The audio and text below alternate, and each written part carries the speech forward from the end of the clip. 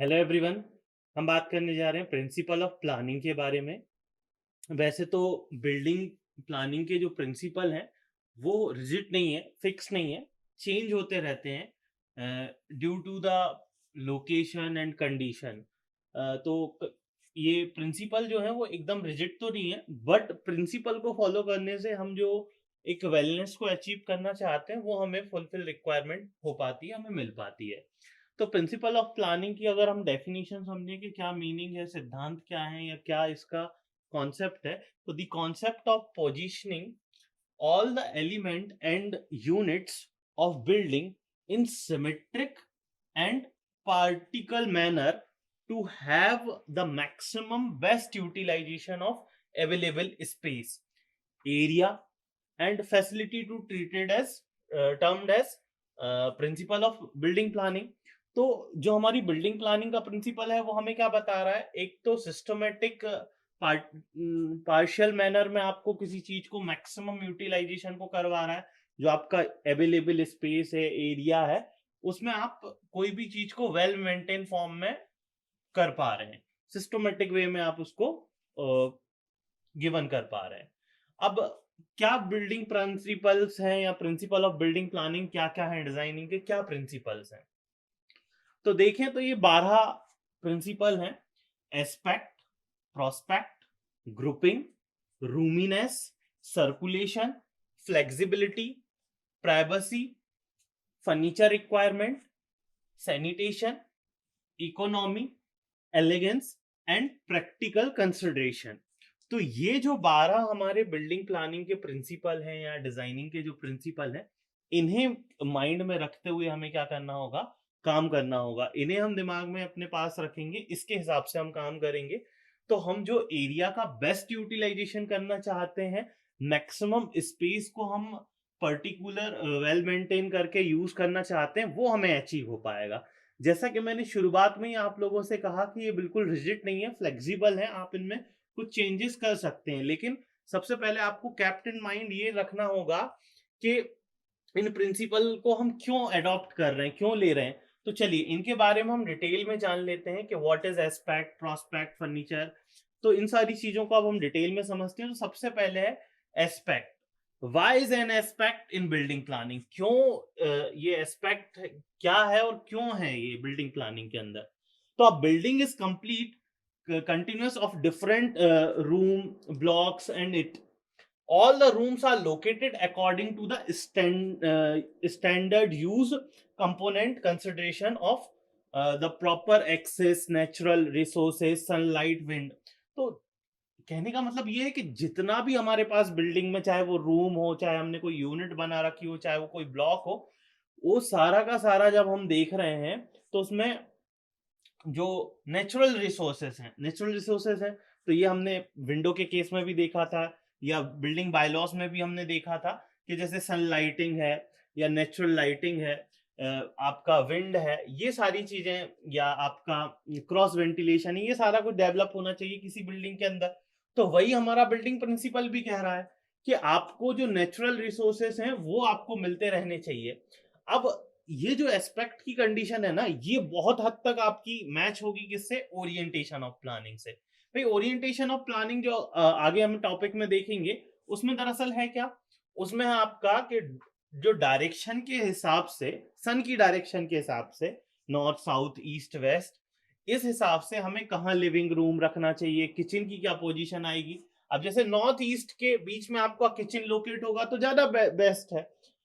क्यों, क्योंकि किचन में जो है मॉर्निंग के टाइम पे अगर सूर्य की किरणें आपको मिल रही हैं, वहां आ रही हैं किचन में, तो प्राइमरी ज्यादा इंपॉर्टेंट होता है। वहीं अगर आप लिविंग रूम या ड्राइंग रूम की या डाइनिंग रूम की बात करें तो वो आपको ईस्ट साउथ फेसिंग में मिल जाए तो वो ज्यादा बेस्ट रहेगा आपके लिए। तो ये एस्पेक्ट की कंडीशन है। Next is a prospect. अब बिल्डिंग प्लानिंग के अंदर प्रोस्पेक्ट क्या है, आप जब किसी घर के एक्सटीरियर को, भाई इंटीरियर तो हम देखते ही देखते हैं, एक्सटीरियर यानी बाहर से जब आप देख रहे हैं, कहने का मतलब है आप किसी घर का एलिवेशन देख रहे हैं। तो वो एलिवेशन का, हम जब घर को डिजाइन कर रहे हैं तो हमारा एम होता है उसे एलिवेशन के रिगार्डिंग, क्या एम होता है कि वो प्रॉपर बहुत अच्छे से हमें दिख रहा हो। बोलते हैं ना यार बहुत सुंदर घर बना हुआ है। तो in these modern time, all the building of construction are aimed to achieve uh, appearance, look, from both exterior and interior consideration. The appearance of the house or a building is defined as prospect.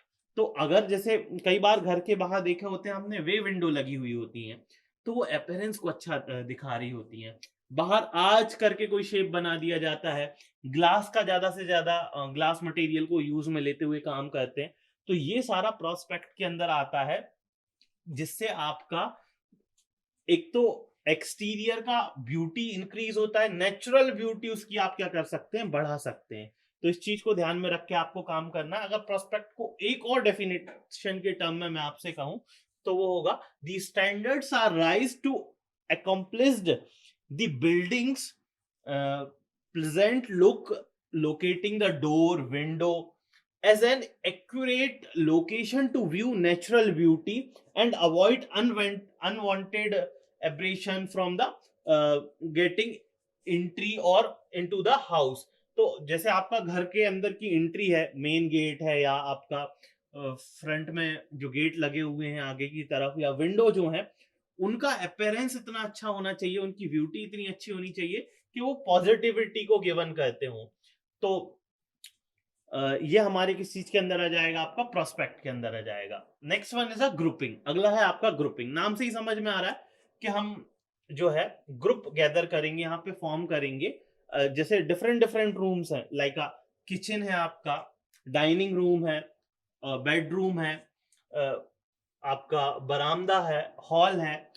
तो generally जो dining area है वो near to kitchen होना चाहिए। तो हम कुछ इस तरीके की ग्रुपिंग क्या करते हैं, फॉर्म करते हैं। ग्रुप जब हमें बनाना है किसी चीज का, या हमें वहां पे उस पर्टिकुलर जो एरिया हमारे पास है या जो लैंड हमारे पास है उसकी का यूटिलाइजेशन कैसे करना है कि मैक्सिमम यूटिलाइजेशन हो, आपकी जगह वेस्ट ना जाए। तो it is an organising the different room in such a way that they are equivalent or interconnected with each other from the function and practical layout of the house. The accessibility of all the rooms interlinked with each other and provide can be satisfied by grouping. तो for example जैसे मैंने आपको पहले ही बताया कि जो dining area है अगर वो नियर टू किचन है तो वो ज्यादा बेस्ट है, क्योंकि आपको सर्व करने में आसानी रहेगी, हर एक चीज में वो आपका ग्रुप फॉर्म कर पा रहा है। तो ये आपकी ग्रुपिंग के अंदर आएगा।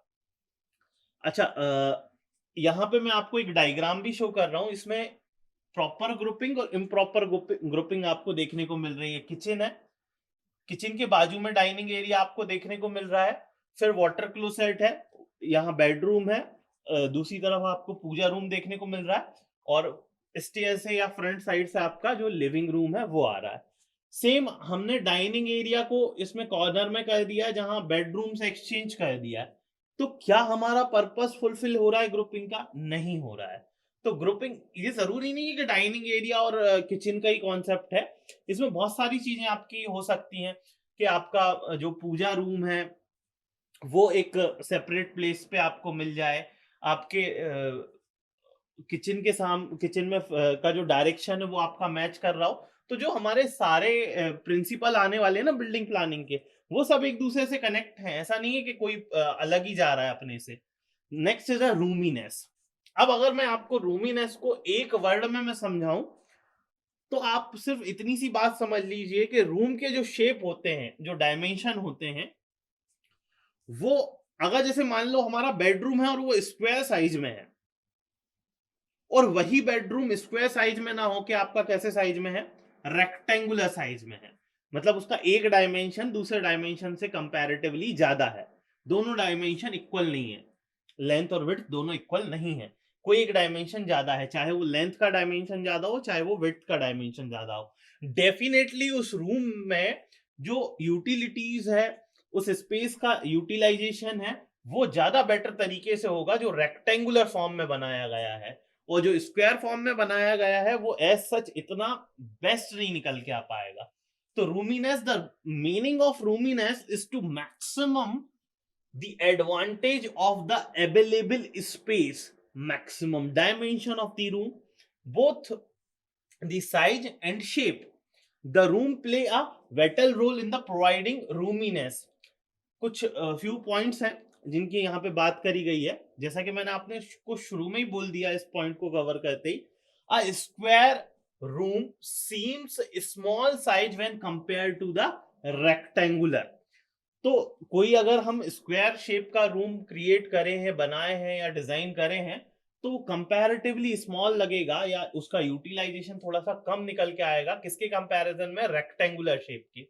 It is always advise to plan the rectangular room with the proportion of the 1.2 to 1.5 times the ratio of the length to width. तो आपका अगर कोई एक डायमेंशन 1 है तो दूसरा 1.2, 1.3, 1.25, 1.5, ये जो रेंज है इसके आसपास रहे तो ज्यादा बेटर होगा. ठीक है, ठीक है, तो ये आपके लिए ज्यादा बेस्ट रहेगा. Floor, ceiling, wall ceiling, lift, furniture, all these element should be approximate placed offer more space in the room. तो बहुत सारी चीजें हैं जो एक रूम के अंदर हो सकती हैं, तो उसमें आपको ज्यादा बेस्ट ये चीज निकल के आएगी. रूमीनेस के बाद अगला है जो हमारे पास, वो निकल के आता है सर्कुलेशन. अब सर्कुलेशन का क्या मीनिंग है भाई? ग्रुपिंग देख लिया हमने, रूमीनेस देख लिया, अब सर्कुलेशन क्या है? देखो सर्कुलेशन को तो पहले नंबर है क्या, मैं उस पर आ रहा हूं, दो कैटेगरी में डिवाइड किया गया है, एक वर्टिकल सर्कुलेशन, एक हॉरिजॉन्टल सर्कुलेशन. अब पहले समझ लेते हैं सर्कुलेशन क्या है. The internal access in the room both way, horizontal और वर्टिकल. आपका हॉरिजॉन्टल जो सर्कुलेशन है वो एक रूम से दूसरे रूम में जाना, ठीक है, और वर्टिकल स्टेयर्स को लेते हुए, स्टेप्स को लेते हुए, सीढ़ी को, लिफ्ट को लेते हुए आपके एक फ्लोर से दूसरे फ्लोर पे जाना. horizontal and vertical direction of the building is defined as circulation. तो ये जो आपकी इंटरनल एक्सेस है रूम के अंदर, बोथ वे, चाहे हॉरिजॉन्टल हो चाहे वर्टिकल डायरेक्शन में हो, this is called circulation. The movement from the room another on the same floor can be described horizontal circulation. जैसे कि मैंने शुरू में ही कहा कि जो हॉरिजॉन्टल सर्कुलेशन है वो क्या है, one room to another room same floor पे, हम इसे हॉरिजॉन्टल सर्कुलेशन में ले लेंगे. And movement from one floor to another floor termed as a vertical circulation. भाई आप एक फ्लोर पे थे, ग्राउंड फ्लोर पे थे, फर्स्ट फ्लोर गए, सेकंड फ्लोर गए, तो अब ये जो सर्कुलेशन हो रहा है वो कैसा हो रहा है, फ्लोर टू फ्लोर हो रहा है, वर्टिकल सर्कुलेशन के अंदर आएगा. To have the efficient circulation in the building, passage, corridor, floor, etc should be provided in such a way these elements are neither narrow, बहुत छोटे नहीं होने चाहिए. आपने मान लो कहीं पे सर्कुलेशन में स्टेप्स बना दी, बहुत छोटी बना दी, एक व्यक्ति ऊपर जाएगा तो दूसरा व्यक्ति नीचे नहीं आ रहा. वैसे भी हमने स्टेयरकेस को फर्स्ट यूनिट में बिल्डिंग एलिमेंट में जब डिजाइन करते हुए देखा, तो हमको पता है कि यार मिनिमम विड्थ ऑफ स्टेयर इतनी आपको लेनी होगी. तो सेम है सर्कुलेशन में, बहुत ज्यादा नैरो भी नहीं करना, बहुत छोटा भी नहीं रखा. और ऐसा नहीं कि बहुत सारा स्पेस है आपने उसे वेस्टेज कर दिया, आपने बहुत बड़ा सा स्पेस छोड़ दिया, पर्पस था नहीं. तो लार्ज भी नहीं करना और नैरो भी नहीं छोड़ना उसे. They must have good lighting, ventilation, some better option be highlighted in the diagram which is reflected by the good circulation. तो आपको यहाँ पे एक सर्कुलेशन के लिए मैंने डायग्राम दे रखा है, इसमें वर्टिकल सर्कुलेशन और हॉरिजॉन्टल सर्कुलेशन दिख रहा है. आप देखोगे कि लिविंग रूम से मैक्सिमम चीजें, चाहे वो किचन हो चाहे वो बेडरूम हो, ये सारे इतने कम स्पेस में, कई बार हम बोलते हैं ना कि यार ये हमारा सर्कुलेशन एरिया है, इससे सारी चीजें आपस में कनेक्ट हो जाती हैं.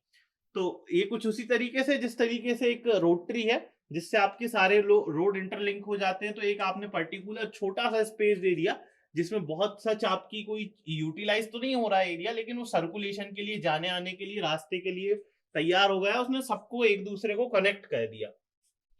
तो ये चीज आपकी किस चीज में आ गई, आपकी सर्कुलेशन के अंदर आ गई. अब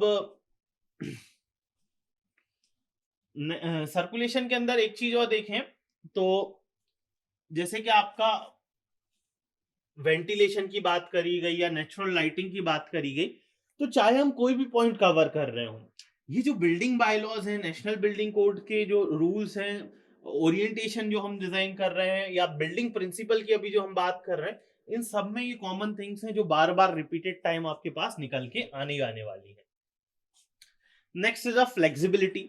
अब फ्लेक्सिबिलिटी का क्या मीनिंग है? फ्लेक्सिबल मतलब आपको पता है कि यार किसी चीज में आप रिजिड ना रहो, उसमें आपको जो है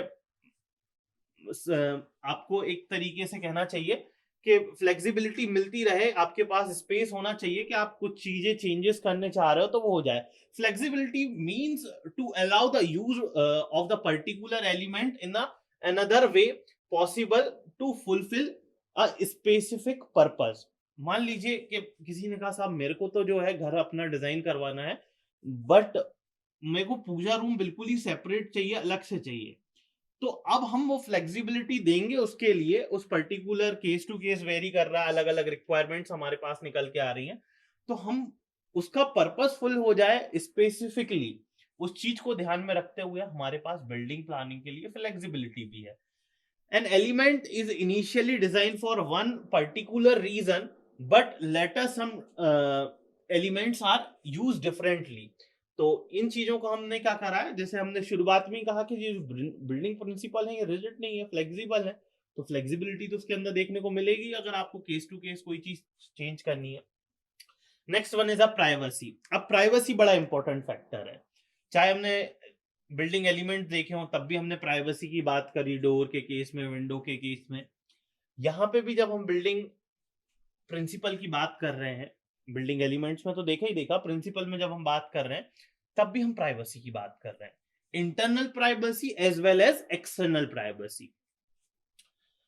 Privacy is an important factor that need prior attention. Usually the privacy can be considered both way. जैसे कि मैंने आपको कहा कि एक हो गया आपका इंटरनल प्राइवेसी और दूसरा हो गया आपका external privacy. What is internal privacy? Internal privacy क्या है? This deals with the privacy inside house among the room. It cover the privacy between room and water closet, corridor, passage, lobby. तो घर के अंदर का जो स्पेस है, चाहे वो बेडरूम हो, चाहे वो किचन हो, चाहे वो वाटर क्लोसेट टॉयलेट वाला एरिया हो आपका, या फिर कॉरिडोर हो, पैसेज हो, लॉबी हो, बरामदा हो, ये सब जो आ रहे हैं, इनकी जो प्राइवेसी हम मेंटेन कर रहे हैं, that is considered the internal privacy. What is external privacy?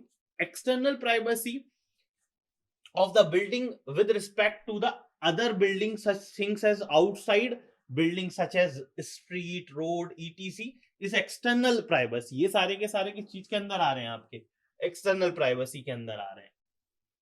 तो अगर जैसे मान लीजिए आपने कोई एक रूम डिजाइन करा है और बिल्कुल स्ट्रीट साइड उसकी विंडो दे दी है आपने, बिल्कुल बाहर की तरफ, तो वो आपकी प्राइवेसी को क्या करेगा? डिस्टर्ब करेगा। जब तो हम पीछे की तरफ या फ्रंट में कुछ स्पेस खाली छोड़ के आगे की तरफ, चाहे हम वो गार्डन एरिया में लें, लॉबी में लें, बैक बरामदा में लें, फ्रंट बरामदा में लें, और उसके बाद देते हैं कि हमें एक 5 फीट या जितनी भी हाइट की हमें एक बाउंड्री वॉल चाहिए हो, या हमें आगे की तरफ जो कवर करना हो पूरे हाउस को, वो मिल जाता है। तो जो हमारी एक प्राइवेसी को भी क्या कहता है? मेंटेन रखता है। अच्छा, कभी भी आप अगर किसी जगह पे डोर प्रोवाइड कर रहे हैं, हालांकि वो बहुत बड़े साइज का रूम नहीं होना चाहिए, अगर हम बात करें तो हम स्मॉल रूम्स की बात कर रहे हैं या स्टैंडर्ड रूम्स की बात कर रहे हैं, स्टैंडर्ड साइज के रूम की बात कर रहे हैं, तो अगर आपने मिड में से उसमें जाने का एक्सेस दे दिया ना, तो वो भी आपकी प्राइवेसी को क्या करेगा? डिस्टर्ब करेगा। तो कॉर्नर से जब आप देते हैं तो बाकी पूरा जो होता है ना, बाहर से कोई व्यक्ति को बिल्कुल अंदर तक के नहीं दिखाई दे रहा होता, तो वो मोर प्राइवेसी वहां प्रेफरेबल होती है। तो उस चीज को आप ध्यान में रख के काम करें।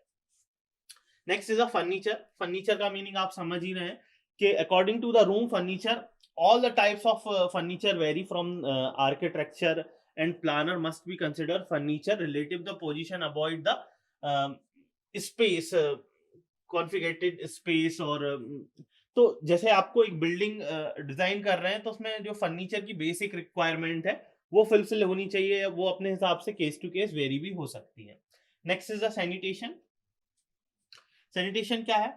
The maintenance of the hygiene in the building, curricular lights, ventilation and sanitation convenience, essentially factor to provide good sanitation in the building. तो हम एक बिल्डिंग को जब डिजाइन कर रहे हैं तो improve the plumbing surface services, plumbing equipment, तो ये सारी चीजों को, बेटर सैनिटेशन को हम क्या करेंगे, प्रोवाइड करेंगे, मस्ट है, जरूरी है, तो उस चीज को हम ध्यान में रख के काम करेंगे। नेक्स्ट है आपका इकोनॉमी। देखिए कोई भी चीज हम बना रहे हो, चाहे बिल्डिंग बना रहे हो, चाहे एनी सिविल इंजीनियरिंग स्ट्रक्चर, तो हमें इकोनॉमी को ध्यान में रख के वहां पे काम करना है। भाई आपको स्ट्रक्चर प्लान करते समय आप पूछ लेते हैं कि यार बजट कितना है आपका, या किस हिसाब की रेंज में आप जाना चाह रहे हो, क्योंकि हमारे हाथ में होता है हम कॉस्ट कटिंग कर सकते हैं। भाई अगर आपका बजट बहुत अच्छा है तो आप इटालियन मार्बल लगवा लीजिए। बजट आपका एक पर्टिकुलर रेंज में है तो आप नॉर्मल काम करा लीजिए। आपको थोड़ा सा कम बजट का काम करना है तो आप सिर्फ आरसीसी की फ्लोरिंग करा लीजिए, बाद में आप उसे अपग्रेड कर लेना, अपडेट कर देना। तो यहाँ पे इकोनॉमी एक फैक्टर होता है, साथ ही साथ उसका रिपेयर एंड मेंटेनेंस कॉस्ट भी वहां पे देखने को मिलता है कि फ्यूचर में हम जो चीज यूज कर रहे हैं, ऐसा तो नहीं कि यूज हमने कर लिया, अभी हमने एक टाइम कॉस्ट लगा दी, इनिशियल स्टेज पे हमने हाई स्टैंडर्ड्स को देखते हुए मटेरियल को यूज करा और हमने जो कॉस्ट आ रही थी या जो पैसा लग रहा था वो लगा दिया, लेकिन रिपेयर एंड मेंटेनेंस जो फ्यूचर में होने वाला उसमें भी लमसम बजट जाने वाला, तो वो भी दिक्कत है। तो इकोनॉमी को हम देख ध्यान में रखते हुए काम करते हैं।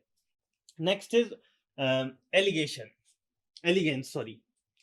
तो एलिगेंस का क्या है? The elegance has the direct connection with the appearance layout of the plan.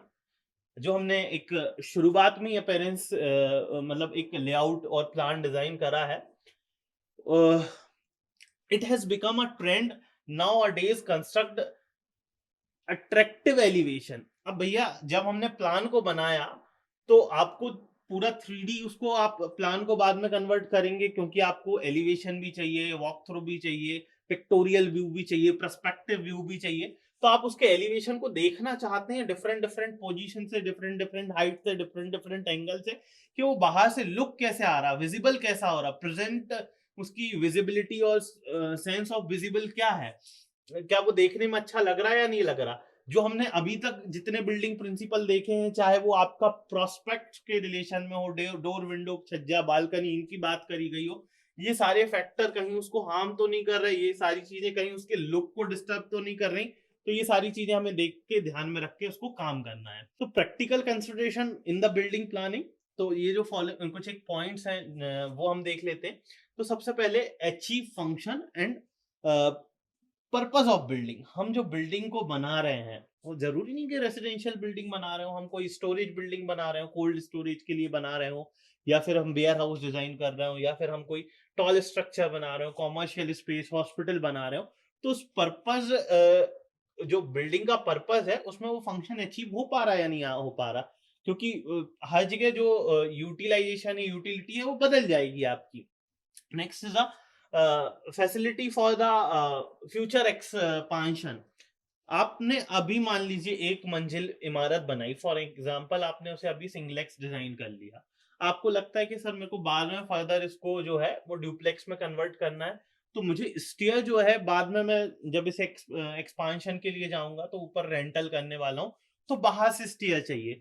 तो हमने वो सारी चीजें हमने पहले ही उसे कंसिडरेशन कर ली हो, या हमने स्कोप कितना दिया है कि हम स्टेप्स को अंदर और बाहर दोनों तरफ से यूटिलाइज कर सकते हैं, या और भी कई सारी चीजें हैं। तो फ्यूचर एक्सपांशन की उसमें जो है एक गुंजाइश बची रहनी चाहिए। नेक्स्ट है सेफ्टी, कंफर्ट, हेल्थ। भाई आपने अगर कोई बिल्डिंग को डिजाइन करा है तो वहां फायर सेफ्टी के प्रोविजन दिए या नहीं दिए। अब यूनिट 3 जो आएगी आपकी, जहां बिल्डिंग सर्विसेज की हम बात करेंगे, वहां ये सारी बातें डिटेल में होंगी, चाहे फायर सेफ्टी हो, थर्मल इंसुलेशन हो, आपकी जितनी भी चीजें हैं वहां डिस्कस हम करेंगे। एक बिल्डिंग में कंफर्ट है या नहीं, आपने अगर क्रॉस वेंटिलेशन दे रखा है, नेचुरल वेंटिलेशन, लाइटिंग, ये सारी चीजें प्रोवाइड कर रखी हैं, तो कंफर्ट, हेल्थ, ये सारे फैक्टर वहां पे क्या हो जाएंगे, आपके रिजॉल्व हो जाएंगे।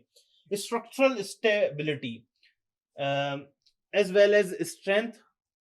हम जो बिल्डिंग को डिजाइन कर रहे हैं वो बिल्डिंग हो सकता है कि जरूरी नहीं स्मॉल स्ट्रक्चर डिजाइन कर रहे हैं, हम टॉल स्ट्रक्चर कर रहे हैं, G+12, G+22 हम डिजाइन कर रहे हैं, तो वो जो डिजाइन करा है उसको स्ट्रक्चरल पॉइंट ऑफ व्यू से प्रॉपर है या नहीं है, ऐसा तो नहीं है कि उसमें जो था वो बेंडिंग मूवमेंट या शेयर फोर्स के रिगार्डिंग फेल्यूर जनरेट हो रहा था, ऐसी कोई चीजें आ रही थी।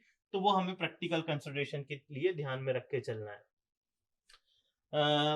पर्पस प्रोसेस लॉन्ग लाइफ और ब्यूटी। हमने जो चीज बनाई है, एक तो वो नेचुरल मतलब देखने में बड़ी अच्छी लगे, और ऐसा भी ना हो कि हमने बहुत सुंदर तो बना दिया लेकिन वो ड्यूरेबल नहीं था, लॉन्ग टर्म लाइफ नहीं थी उसकी।